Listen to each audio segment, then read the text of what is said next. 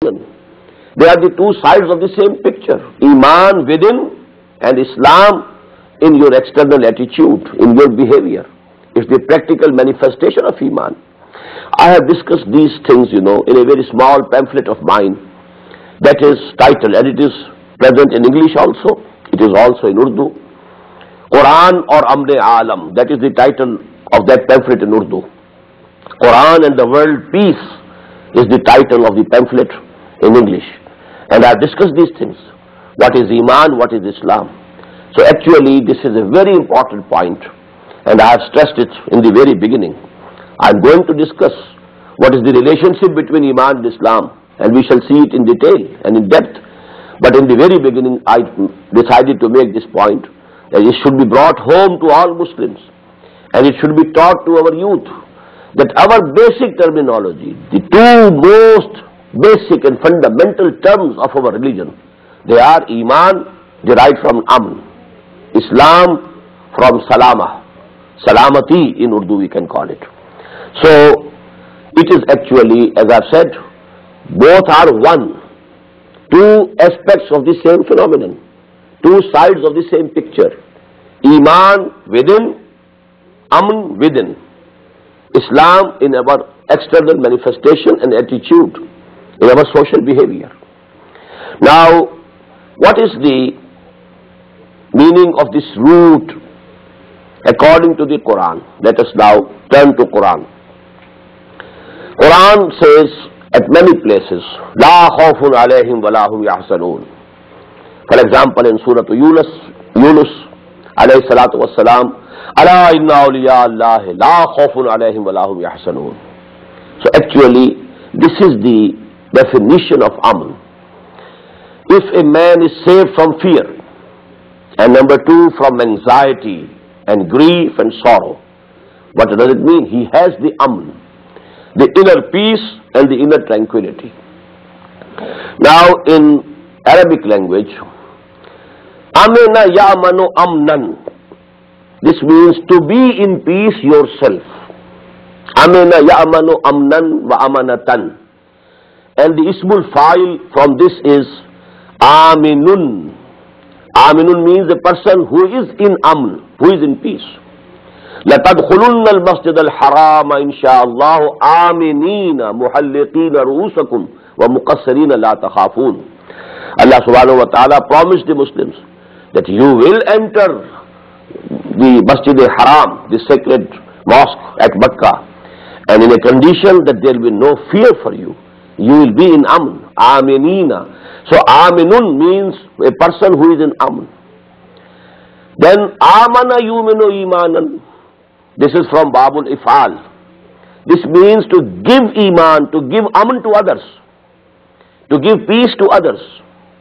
And the Ismul Fa'il here is Mu'minun. And you must have recalled that one of the beautiful names of Allah subhanahu wa ta'ala is Al-Mu'min, as we have it in the last but one ayah of Surah Al-Hashr. Huwallahu allazi la ilaha illahu al-malikul quddusus salamul mu'minul muhaiminul azizul jabbarul mutakabbir. So there are two names included. This is a very peculiar ayah. There is no example in the whole of Quran. 9 names of Allah subhanahu wa ta'ala are included in one ayah. Huwallahu allazi la ilaha illahu. Allah, Al-Malik, Al-Quddus, Al-Salam, Al-Mu'min, Al-Muhaimin, Al-Aziz, Al-Jabbar, Al-Mutakabbir. 9 names of Allah subhanahu wa ta'ala included and mentioned in one ayah. Here again you find the two names are As-Salam, Al-Mu'min. As-Salam is from the same root from which Islam is derived, and Al-Mu'min is from the same root from which Iman is derived. So here again you find both words, Islam and Iman, together. Allah subhanahu wa ta'ala is As-Salam. He is the peace, and He is Al-Mu'min. He is the only person who can give you real peace in your hearts, who can give you real tranquility, satisfaction in your hearts. So this is Amana yuminu imanan. Now you add one thing more. and our discussion on the literal meaning of Iman will be complete. In every language we have this phenomenon.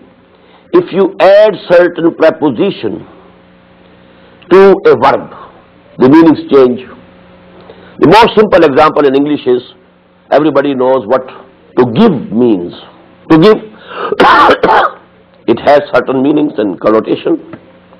Now you add to give up. What does it mean? A world of difference. To give in, what does it mean? And absolutely new meanings.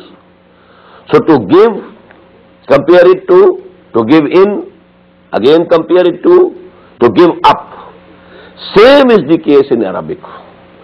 But in English we find there remains no connection between the meanings of to give and to give in and to give up.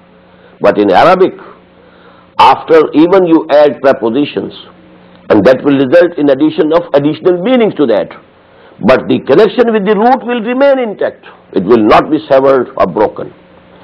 So amana, if you add the word, and it is the harf-jar, ba or lam, amana be, amana le, amana lahu, amana bihi. What does it mean?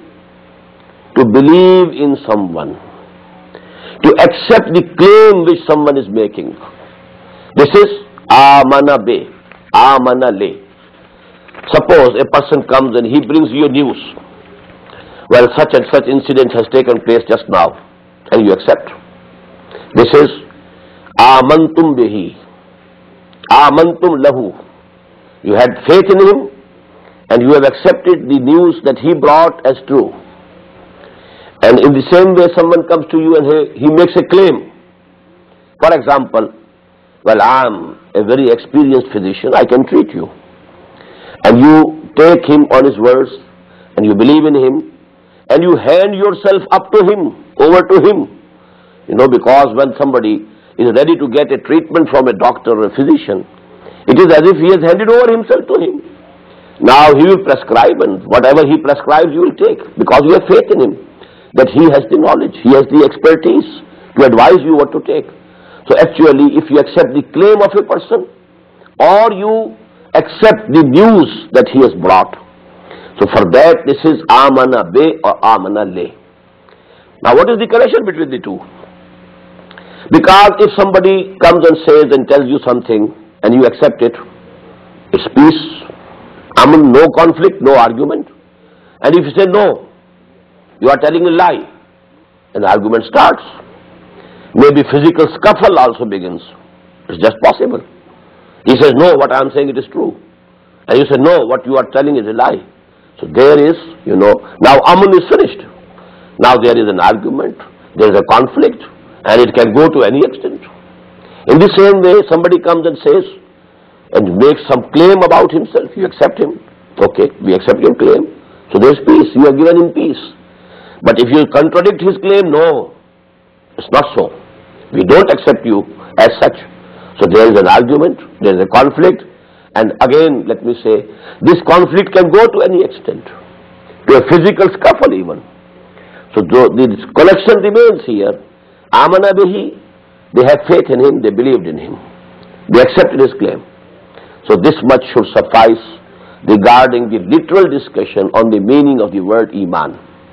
Derived from the three-lettered root, Aman. Amana yamanu amnan, to be in peace yourself.